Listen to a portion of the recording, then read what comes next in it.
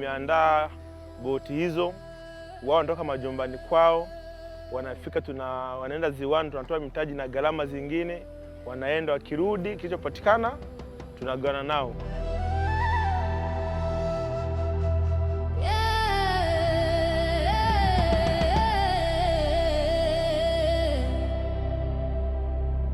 Majina yangu naitwa Ndaki Hamisi alimaarufu Bambo.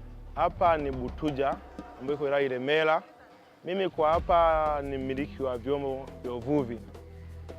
Wapo ambao watu tunafanya nao kazi, wanao ambao wanaenda ziwani, wakirudi kilichopatikana tunagawana. Nimeingia 2014 kwa eneo hili la kufika hapa maeneo hapa. Kwa mpaka sasa ni miaka 12. Kwa hiyo maeneo ni kama vile mzaliwa hapa. Ninazo boti kadhaa kama boti 4 hivi. Kwa sasa vijana waliopo ni vijana 12.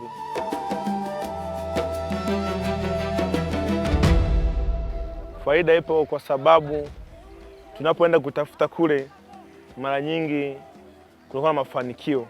Kwa miaka yote kadhaa ambayo nimekaa hapa nimefanya kazi, faida inapatikana.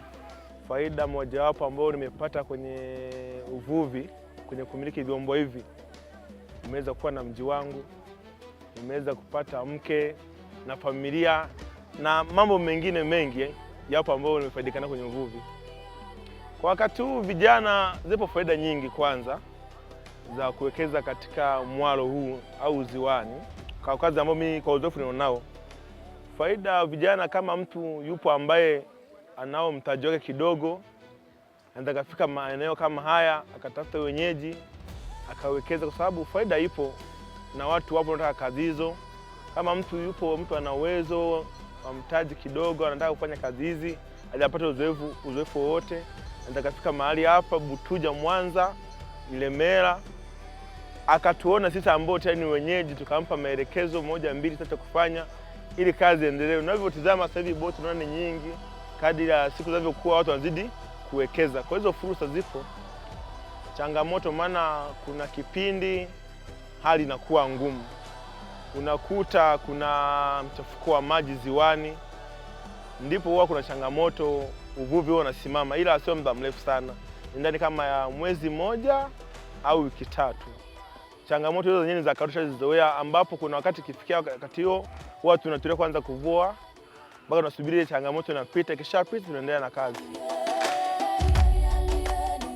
Napotoa mapato ya ushuru, kwa mfano kulipia leseni, maana kila baada ya mwaka tunalipia leseni za mitumbwi, maana mimi na mitumbwi 4, kwa kila mwaka nalipia 180, maana kila chombo kimoja ni 120. Tena sasa nahisi ambao kwa mtaani wengi wanasema kwamba kazi hamna, lakini kama uko mtaani kijana hauna ramani kabisa yoyote ya kimaisha, mimi naamini ukija eneo hili kazi zipo. Ukija hapa kuulizia kazi utakutana na wenyeji. Uzuri ya kwamba hapa watu hapo ni wakarimu. Mwenye hapa nilikuwa sina mwenyeji, nilipokelewa mwaka 2014, nikapambana hivyo mpaka nilipofikia hapa. Kwa hiyo vijana washauri, kama upo kijana unasikia hauna kazi yote, labda uko nyumbani umefanyaje, unaweza kufika eneo hili ukapata muunganiko, tutakusaidia, kazi itapatikana. Tupende Tanzania, tujenge Tanzania yetu.